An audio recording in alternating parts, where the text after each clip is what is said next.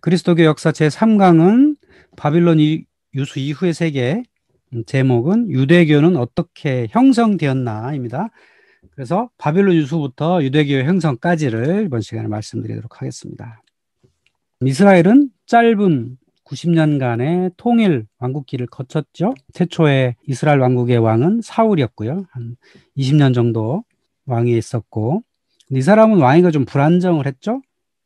작은 부족인 베냐민 부족 출신이고 블레셋과의 싸움에서 죽는 바람에 계속 왕조가 이어지지 못했고, 그 다음에는 다윗한테 왕위가 이어졌습니다.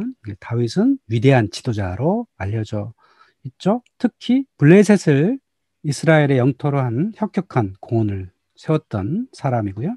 골리앗을 물리친 걸로 아주 역사에 길이 남은 인물이죠. 그 다음에 이스라엘의 전성기 왕은 솔로몬이었습니다. 그러니까 다윗이 죽은 다음에 한 10년의 갭이 있어요. 그러니까 아마도 다윗에서 솔로몬 넘어간 사이에 왕위 계승이 상당히 어려웠던 것 같아요. 그런 과정을 거쳐서 솔로몬이 왕위에 올랐고, 솔로몬은 뭐 성경에는 아내가 1000명 있었다는데 그거는 좀 많이 있었다. 그리고 주변 부족들과 정략 결혼을 많이 한 것 같고요. 솔로몬의 가장 큰 업적은 성전을 세웠다고 하는 거죠. 화려한 왕국을 만들었었고, 그 이후가 되면 북이스라엘과 남유다로 분리가 되죠. 북쪽엔 여로보암이 왕이 되고 남쪽엔 르호보암이 왕이 돼서 북이스라엘과 남유다로 이어지다가 한 200여 년 후에 북이스라엘은 아수르에 멸망을 하고 남유다는 또 한 200여 년 더 가다가 신바빌로니아의 느부갓네살 2세 왕에게 함락되어서 그때부터 바빌론 유수라고 하는 시기가 이어지죠.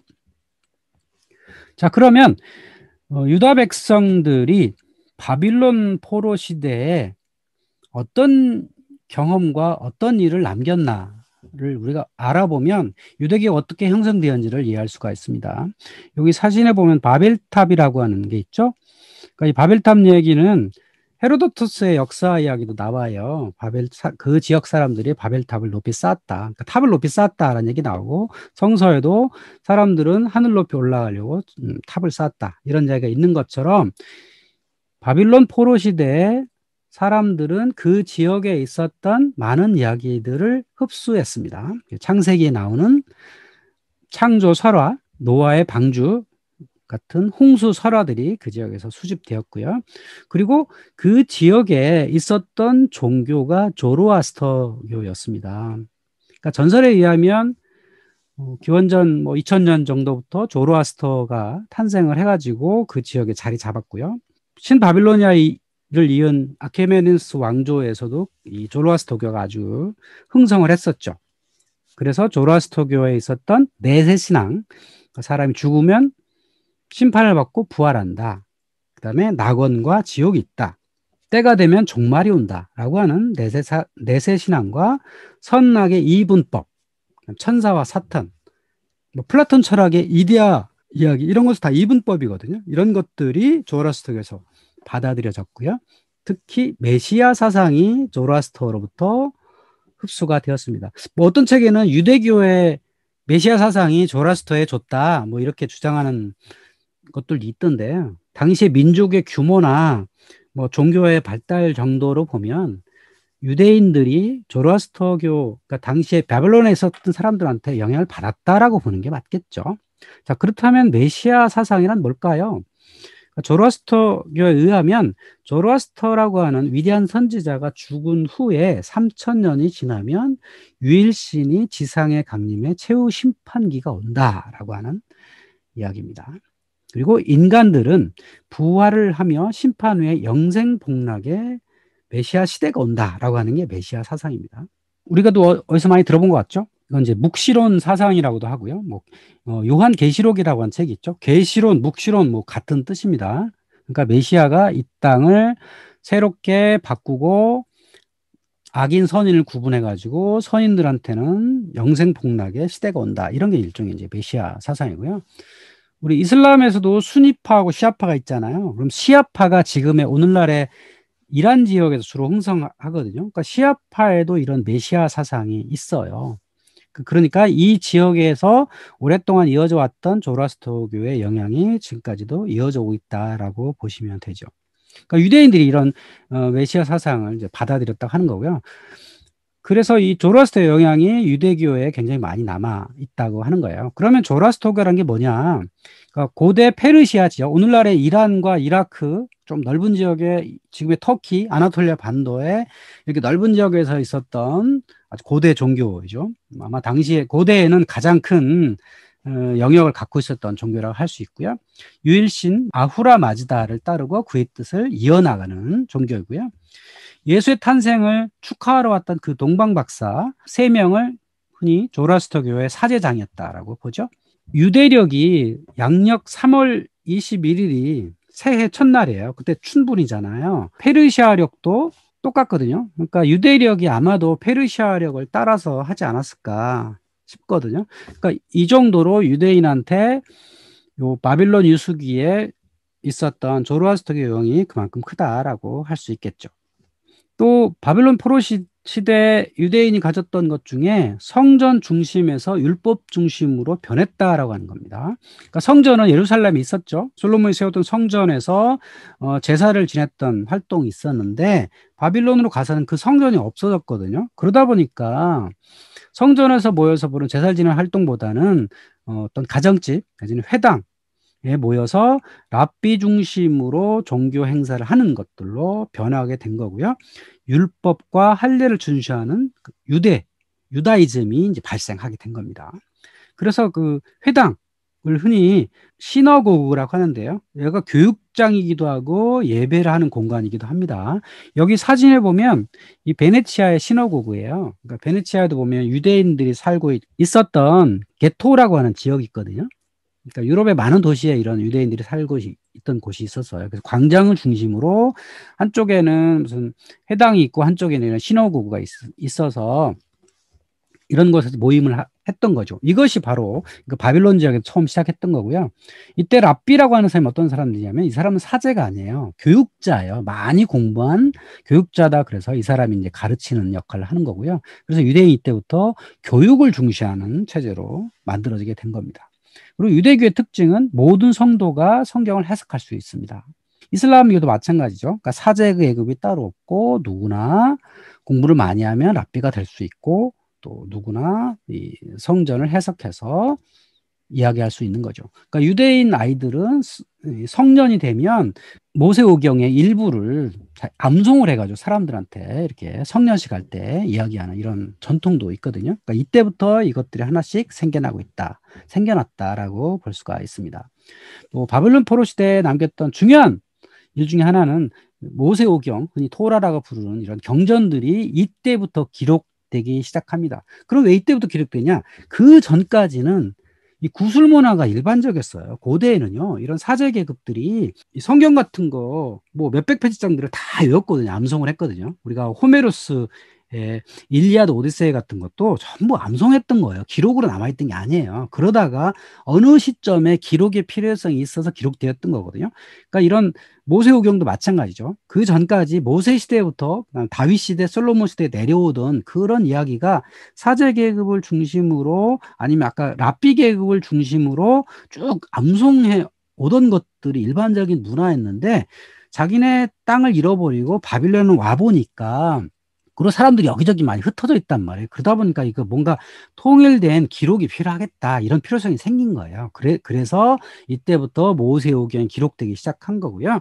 마지막 선지자였던 느헤미야 때부터 본격적으로 기록으로 남겨져서 나중에 에스라에서 완결이 되게 됩니다. 구약 성서 중에 가장 늦게 기록된 게 다니엘서거든요. 이게 150년경에 기록된 건데 기원전 580년경에 이 바빌론 유수가 시작돼서 한 50년 정도 있었죠. 그때부터 기록이 돼서 기원전 150년경까지의 기간 동안에 이런 구약 성서는 기록이 되었다라고 보실 수 있겠습니다. 자, 이런 바빌론 유수 기간이 한 50여 년 이렇게 진행이 되었던 상황에 요 메소포타미아는 정치적인 뭔가 변화가 발생을 하죠. 가장 중요한 변화는 고레스라고 하는 사람이 이 지역을 통치하게 된 겁니다. 그래서 고레스의 칙령이라는 게 반포되죠. 고레스 칙령이 반포되기 이전에 이사야라고 한 선지자가 이런 이제 글을 남긴 거예요. 나 여호와는 기름 받은 고레스의 손을 잡고 너는 알지 못하였을지라도 나는 내게 칭호를 주었노라.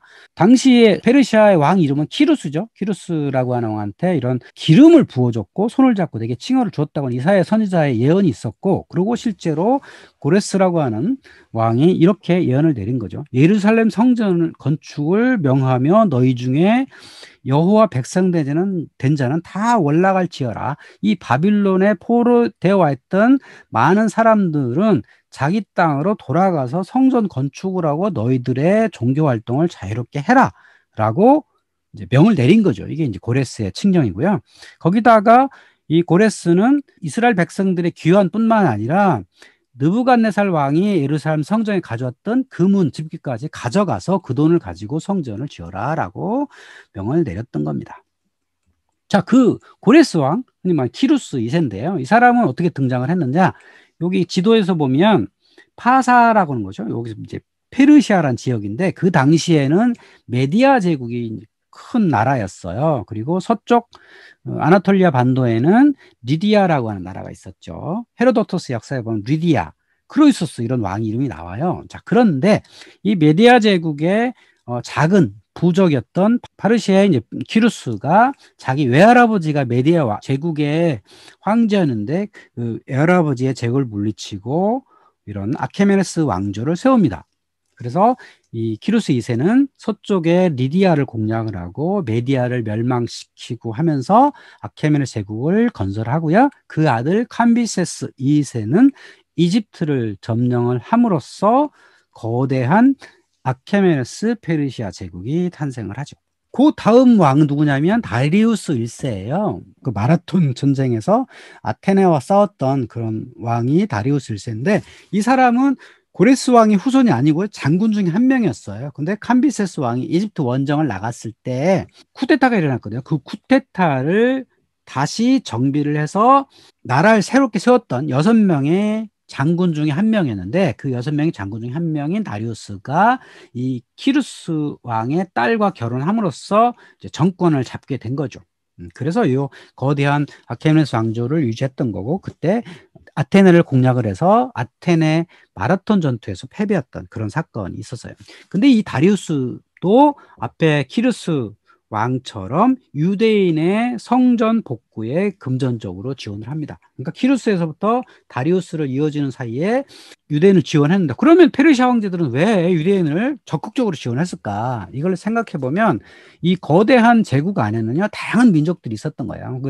그 민족들은 각자 언어와 문화를 다 갖고 있었는데 그 앞에 아시리아 제국 시절에 유대 같은 곳에 사람들 잡아와서 포로를 갖고 데리고 있잖아요. 그러니까 거대한 제국을 다스린 입장에서 보면 그런 핍박받는 민족들은 각자의 영역에서 자유롭게 살게 하는 게 훨씬 더 좋겠다라고 생각이 드는 거죠. 그래서 가서 그 자리 잡고 살면 세금을 더 많이 낼 거 아니에요. 그러니까 필요시에 또 군사들 징발하기도 좋고, 그래서 나라를 좀 더 다스리기 좋도록 이런 관용의 정책을 취했던 거죠. 이런 제국들이 흔히 많이 하는 그런 정책이기도 합니다. 자, 그래서 이제 다리우스 왕이 이렇게 있었고, 역사적으로 보면 키루스가 아케메스 왕 창시했고, 그 다음에 캄비세스 있었고, 그 다음에 다리우스 1세가 있었고, 그 아들 크세르크세스 1세가 아테네를 공략을 했던, 그 다음에 살라미스 그 전쟁이 있었던 그게 크세르크세스 1세고요. 그리고 쭉 이어지다가 나중에 다리우스 3세 때 다리우스 제국은 멸망을 하게 되죠. 자, 여기 보면 베히스툰 암각비라고 있는데요. 다리우스의 업적비라는 이름을 가진 거예요.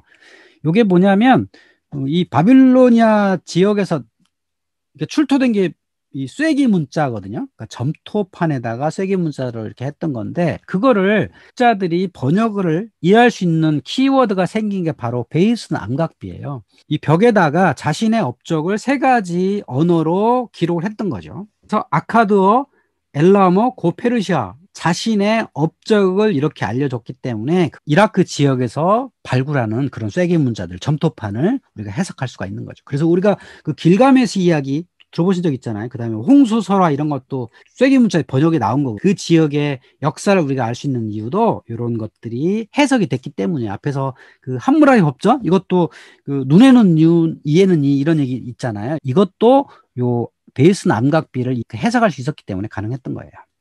그리고 여기 그 사진에서 보면 동그란 빨간 원에 여기 조로아스터의 상징인 아후라 마즈다 그림이 이렇게 있어요. 요게 암각비는 누가 왜 했냐면 다리우스 1세가 자신의 업적을 이렇게 백성들한테 알리기 위해서 했던 거죠. 왜 그러냐면 다리우스 1세는 키루스의 그 후손이 아니거든요. 그러니까 새로 왕위에 올라선 사람이기 때문에 자신의 권위를 높이고 업적을 세상에 크게 알리고자 하는 목적이 있었던 거죠. 그러니까 어떤 위대한 왕들은요, 자기 업적을 자기가 큰 업적을 세우면 옛날에는 글을 읽을 줄 아는 백성들이 많지 않았기 때문에 그걸 또 책으로 만드는 것도 비용이 많이 들거든요. 그러니까 이렇게 벽에다가 아니면 비석에 이런 것들을 많이 기록했던 거죠.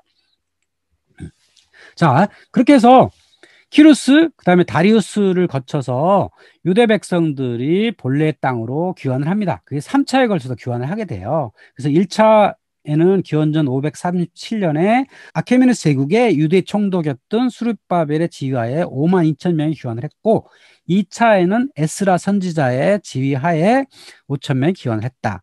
3차에는 느헤미야의 지도하에 귀환을 하게 된 거예요.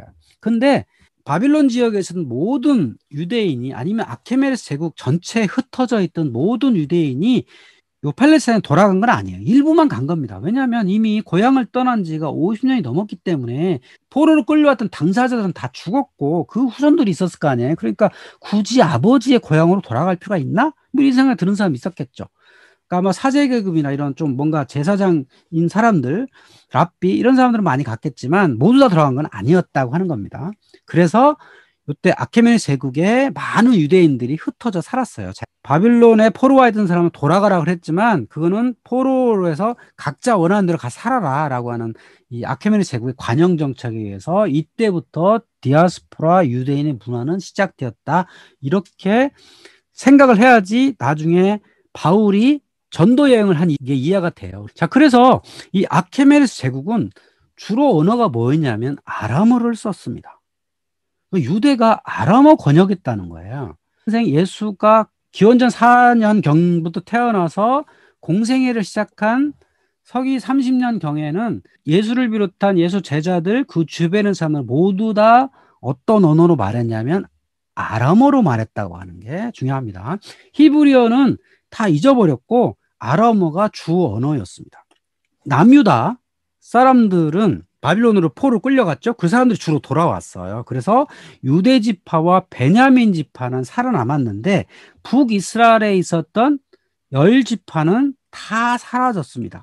그러다 보니까 오늘날의 유대인 또는 유태인 또는 주라고 하는 용어는 남유다에 있었던 유다 지파에서부터 명칭이 유래되었다. 이렇게 보시면 됩니다. 그러니까 고대에만 12지파가 있었고 바빌론 유수가 끝난 이후에는 유다 지파와 베냐민 지파만 살아남았고 그전에는 이스라엘 민족이라고 그랬고 유대 지파만 살아남았을 때는 유다 민족, 유대인 이렇게 볼 수가 있는 거죠. 자, 그러다가 아케메네스 제국이 알렉산드로스의 침공을 받습니다. 그래서 알렉산드로스는 마케도니아에 출발해가지고 그라니코강 전투, 이수스 전투, 티레 함락, 알렉산드리아 건설하고 가우가멜라 전투에서 다리우스 3세를 물리치고 그다음에 바빌론과 수사를 점령을 하죠. 이럼으로써 아케메네스 제국 전체가 알렉산드로스의 영역이 됩니다. 그리고 중요한 건 우리가 주로 다루는 요 동지중해 지방에 헬레니즘 제국이 생겼다고 하는 겁니다. 그러니까 알렉산드로스가 죽은 이후에 4개의 나라를 분열이 되죠. 그래서 마케도니아 쪽에는 카산드로스가 지배자가 되고 그다음에 아나톨리아 반도에는 리시마코스가 지배자가 되고 지금의 시리아 지역에는 셀레우코스가 지도자가 되고 이집트에는 프톨레마우스 왕조가 생겨납니다. 그런데 이 팔레스타인이라고 하는 이 지역은 셀로우코스와 프톨레마우스의 경계 지역이었어요. 그래서 초기에는 프톨레마우스 왕조가 영역을 떨쳤다가 그리고 후기로 가면 셀레우코스가 영역을 합니다.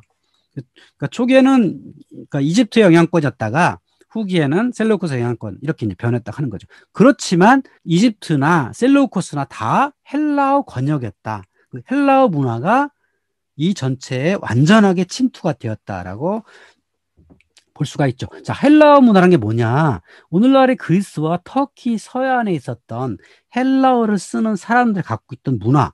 이거예요. 그럼 여러분 생각하기 헬라어 문화가 뭘까요? 그리스 신화예요.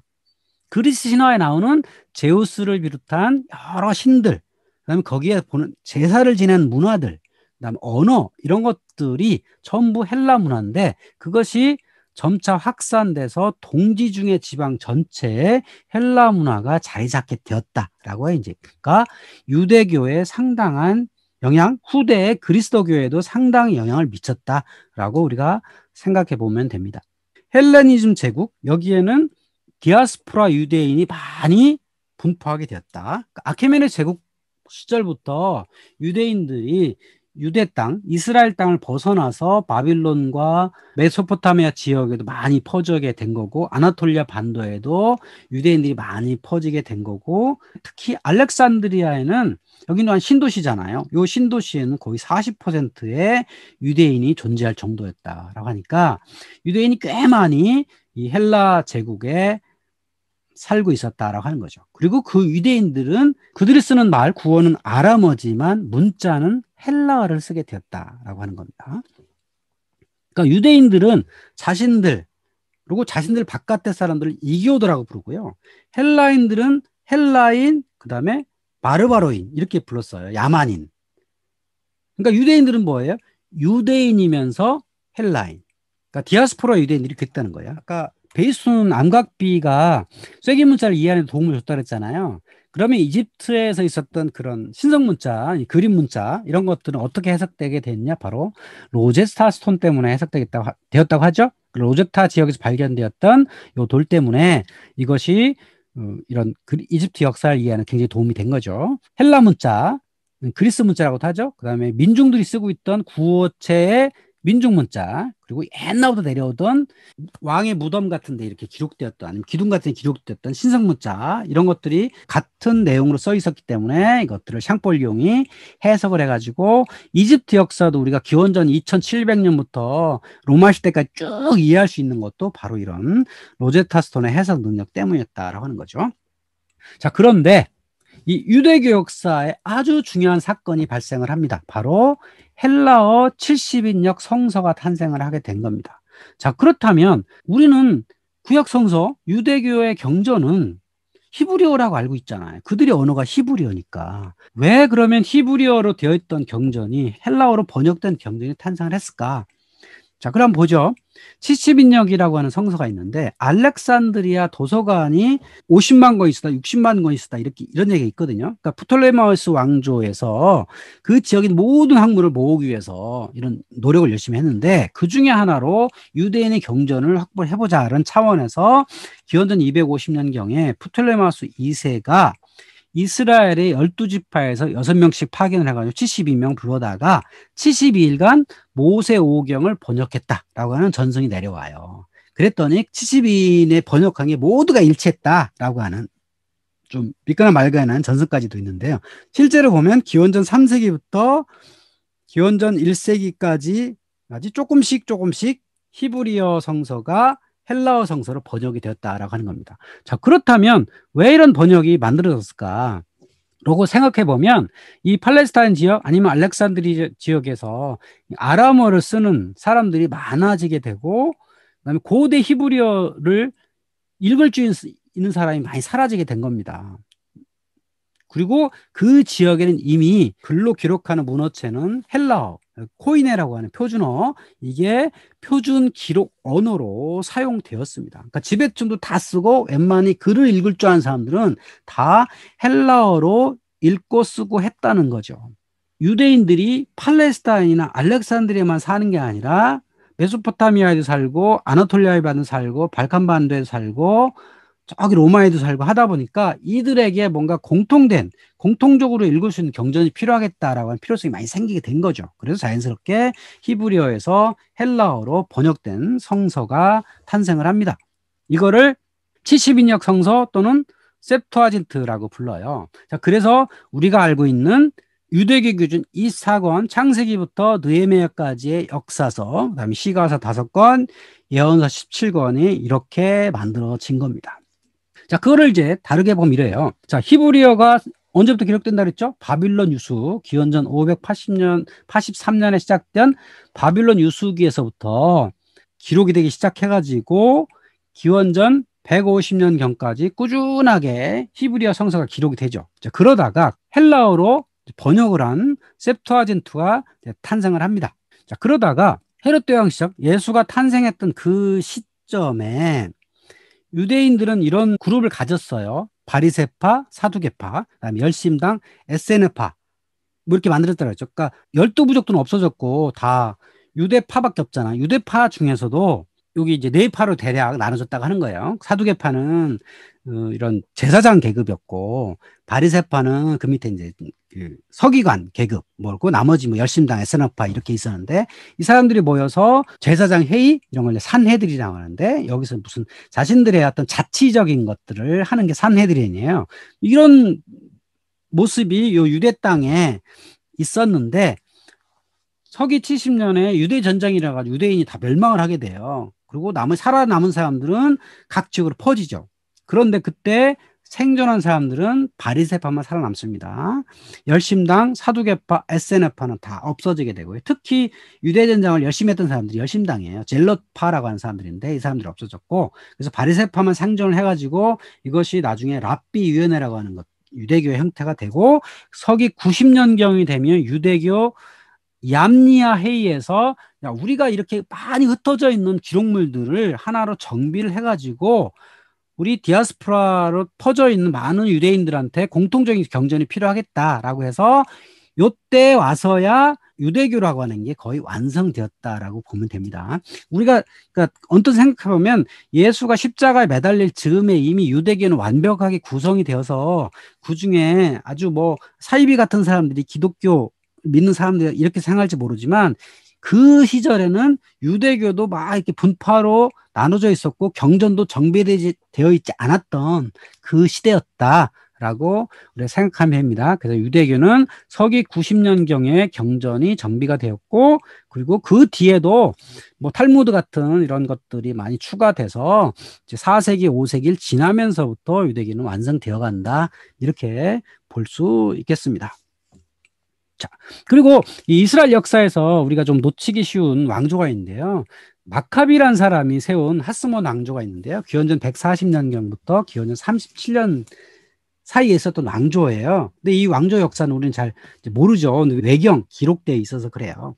처음에는 프톨레마우스 왕조가 이 팔레스타인 지방을 지배했다가 나중에 셀루코스 왕조가 지배했다 그랬잖아요. 그 셀루코스 왕조의 안티오쿠스 4세가 여기를 좀 포갑적으로 통치를 한 거예요. 그러다 보니까 유대 민족들이 반발을 하게 되고 예루살렘 사원을 파괴하고 그 종교적 문화적 간섭 못하게 하니까 당연히 이걸 뭔가 반발하게 되잖아요. 그래서 마카비라는 사람을 중심으로 기원전 167년에 유대인들이 반란을 일으켜서 독립국가를 만듭니다. 기원전 63년 로마에 의해서 멸망될 때까지 마카베오 또는 하스몬 왕조가 이때 존재하게 됩니다. 그러니까 요때에 사실은 나라가 굉장히 운영이 어렵잖아요. 어려울 때일수록 누굴 기다리냐면 바로 메시아란. 그러니까 메시아는 이사야 선지자에서부터 계속 주장하기 시작해가지고 바빌론 유수 시절에도 뭐 메시아가 오지 않겠느냐. 특히 또 조로아스터교에 그 메시아 사상이 있었다 그랬잖아요. 그 메시아 사상이 점점 키워져가지고 요 하스몬 왕조에서도 메시아 사상이 완전히 완비되어서 이러이러한 모습의 메시아가 왔으면 좋겠다라고 기대하는 이런 문화가 상당히 많이 자리 잡고 있었던 거죠. 그때 예수란 사람이 등장을 하게 됩니다. 이 시기에 유명한 인물이 유디트라는 사람이에요. 자, 유디트 누구냐면 유디트기에 나오는 여인이죠. 그러니까 외경이라서 우리가 잘 알려져 있지 않지만 유럽의 그림들, 특히 카라바조의 그림이나 아니면 여기 젠틀레스키라고 하는 여성 작가인데요. 이런 그 그림에 등장하는 여인이에요. 원래 유디티 이야기는 뭐냐면 아시리아의 장수였던 홀로페르네스를 유디트가 유인을 해가지고 이 장수의 목을 자르는 대단한 활약을 한 유디트의 모습이 요 유디트에 나오는 이야기예요. 근데 이게 어떻게 보면 소설이에요. 그러니까 하스몬 왕조에 기록된 거죠. 그러면 이 UDT 이야기는 왜 만들어졌을까라고 생각해 보면, 그러니까 당시에 헬레니즘 영향이 워낙 강력하단 말이에요. 그래서 이 유대 지방의 그 이스라엘 정통성과 구약의 정신, 유일신 사상이 굉장히 위협받던 시대죠. 그러니까 헬레니즘 문화라는 게 뭐예요? 다신교 사상이잖아요. 제우스, 헤라, 아폴론, 아르테미스, 디오니소스 이런 것들을 중시하는 다신교 문화가 워낙 많이 자리 잡다 보니까 그 야훼를 믿는 이런 믿음이 점점 좀 약해지잖아요. 그러니까 이런 것들을 외적들이 침입해서 우리의 정신을 좀 곪게 하는 이런 것들을 좀 몰아내기 위해서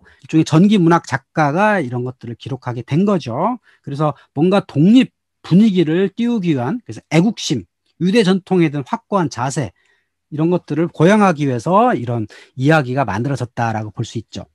그리고 이 그림이 그려진 시대가 언제냐면 이게 16세기, 17세기예요. 요 젠틀레스키가 그린 UDT 그림은 17세기 그림이거든요. 그 요때가 언제냐면 바로 종교개혁 시절이에요. 1517년에 종교개혁이 시작돼가지고 북유럽에 종교개혁 발을 막 불 때 그거를 이 로마 카톨릭에서는 일종의 적이라 생각한 거예요. 외부의 문화라고 생각한 거예요. 이 외부의 문화가 우리 침투해서 우리를 위협하고 있다라고 생각하니까 이 가톨릭 진영에서 이 그림을 적극적으로 그리게 된 거죠. UDT라고 하는 과거의 애국적인 인물을 앞세워 가지고 저기 개신교 세력에 대항하자라고 하는 의미에서 이 그림이 많이 그려진 거죠. 그래서 카라바지오나 클림트, 여기 젠틀레스키 같은 화가들한테 돈을 줘가지고 이런 그림들이 만들어졌다라고 하는 거죠. 그래서 이 그림도 바로 이 마카베오 하스몬 왕조 시절의 역사를 이해하면 알 수 있다라고 볼 수가 있겠습니다.